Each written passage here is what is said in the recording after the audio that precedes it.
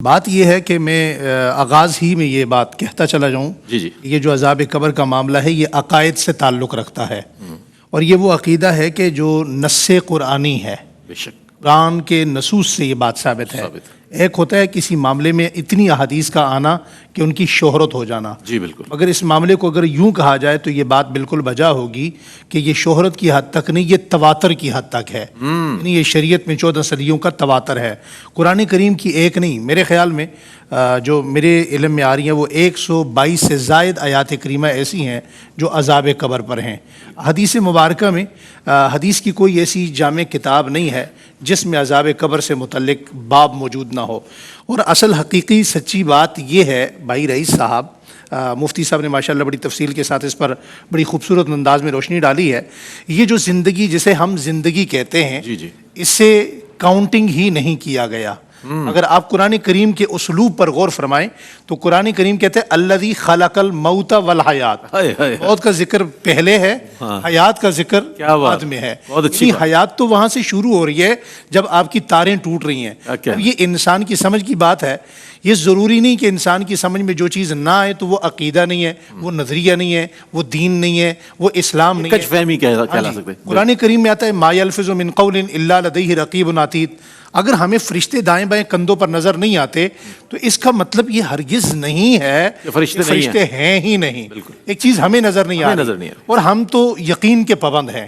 اللہ کے رسول نے جو فرما دیا ما آتاکم الرسول فخذوا وما نہاکم عنہ فانتہوا، بے شک بے شک، تو فخر کل کائنات کی زبان لسان نبوت سے نکل گیا، وہ حق ہے وہ ہماری عقل دانی میں آئے یا نہ آئے۔ حضور نبی کریم علیہ الصلوۃ والسلام نے عذاب قبر کے متعلق بہت وضاحت سے فرمایا۔ ایک موقع پر آپ کھڑے ہوئے تھے تو کچھ جانور کھڑے ہوئے تھے جن میں ایک خچر یا گدھا نما جانور تھا، وہ بدکنے لگ گیا۔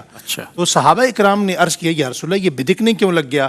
فرمایا یہ قریب جو قبریں ہیں ان قبروں پر عذاب ہو رہا ہے اور اس عذاب کی وجہ سے یہ جانور بدکنے لگ گئے، یہ ڈر گئے ہیں۔ آقا دو جہاں صلی اللہ علیہ وسلم کے پاس اس موقع پر حضرت فضل بن عباس رضی اللہ تعالیٰ عنہ کھڑے تھے۔ آپ نے فضل بن عباس سے کہا وہ درخت نظر آ رہا ہے اس کی ٹہنیاں توڑ کے لاؤ۔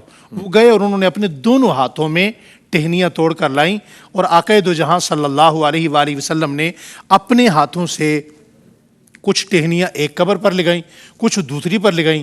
فرمایا جب تک یہ ہری رہیں گے ان کا عذاب میں تخفیف ہوتی رہے گی۔ ترمذی میں اور ابو داؤد میں ایک حدیث ہے، حضرت ابو ہریرہ رضی اللہ تعالیٰ عنہ سے مروی ہے، آقا دو جہاں ساقی کوثر شافی محشر جناب رسول اللہ صلی اللہ علیہ وآلہ وسلم ایک دعا مانگا کرتے تھے، اللہم انی اعوذ بک من عذاب القبر واعوذ بک من النار واعوذ بک من الفتنۃ المسیح الدجال۔ اب یہ دعا جو حضور مانگ رہے ہیں تو عذاب قبر کی ہے نا جی، تعلیم کس بات کی دی جا رہی ہے؟ حضرت عبادہ بن صامت فرماتے ہیں کہ یہ حدیث میں نے حضور سے اپنے کانوں سے 9 مرتبہ سنی۔ اللہ، یہ صحابی ایک مرتبہ بھی بات سنیں تو وہ کافی ہو جاتی ہے۔ اسی طرح ایک اور حدیث مبارکہ، آپ صبح کے وقت جنت البقیع تشریف لے جایا کرتے تھے۔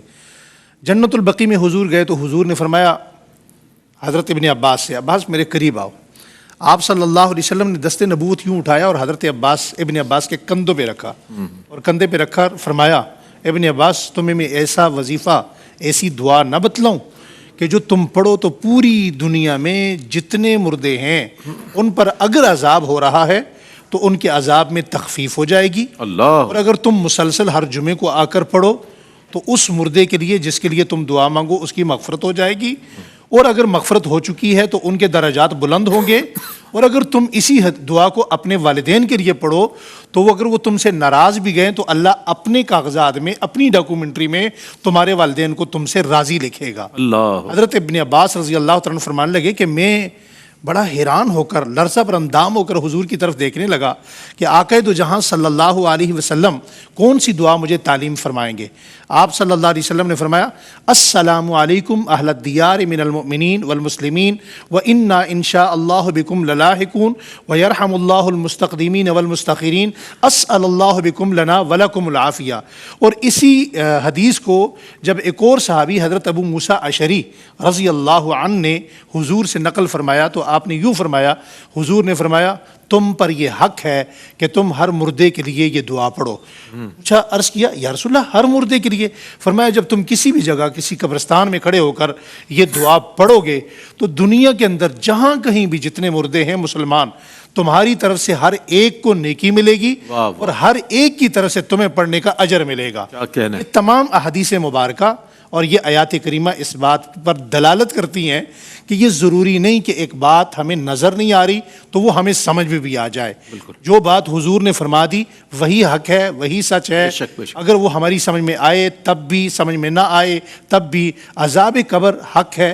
رمضان المبارک میں اللہ تعالیٰ سے ہم دعا کرتے ہیں اللہ تعالیٰ ہمیں اس مغفرت کے عشرے میں اپنی مغفرت کے لیے جو دنیا سے چلے گئے ہیں، ہمارے اکابرین، ہمارے بزرگ، کسی کے والد والدہ، وہ اللہ تعالیٰ ان کی کامل مغفرت فرمائے۔ اور جو قبر کا جہان ہے یہ ایک الگ جہان ہے، اس کے باقاعدہ پورا ہر حدیث کی ہر کتاب کے اندر ایک چیپٹر موجود ہے، وہ ہمارے اسباق میں آج بھی مدارس دینیہ کے اندر پڑھایا جاتا ہے، اس میں کوئی شک شبہ نہیں ہے۔ میں آخری بات کر رہا ہوں، شاید وقت کافی ہو چکا میری گفتگو میں۔ آپ دیکھیں کہ اصحاب کہف جو تھے، جی ہم نے چند دن پہلے یہاں گفتگو کی، اصحاب کہف کو جس وقت اٹھایا گیا 309 سال بعد، تو اس وقت اس قوم میں اٹھانے کی ان کو 309 سال کے بعد وجہ کیا بنی؟ وجہ یہ بنی کہ اس وقت لوگوں کا یہ عقیدہ انتہائی خراب ہو چکا تھا کہ لوگوں کا یہ عقیدہ تھا کہ لوگ مر جائیں گے، مٹی میں مٹی ہو جائیں گے تو کیا پھر دوبارہ اٹھیں گے؟ تو اللہ تعالیٰ نے ایلیٹ کلاس کے ان 6 بچوں کو، وہ یملیخہ ہے، مشلینہ ہے، مرتوش ہے، شازنوش ہے، ان تمام لوگوں کو اللہ رب العالمین نے اس وقت اٹھایا جب لوگوں کے اپنا عقائد خراب ہو رہے تھے کہ مرنے کے بعد کیسے اٹھیں گے۔ تو اللہ نے 309 سال سلانے کے بعد فرمایا اگر میں 309 سال سلانے کے بعد اٹھا سکتا ہوں تو مردے کو بھی میں دوبارہ زندہ کر سکتا ہوں۔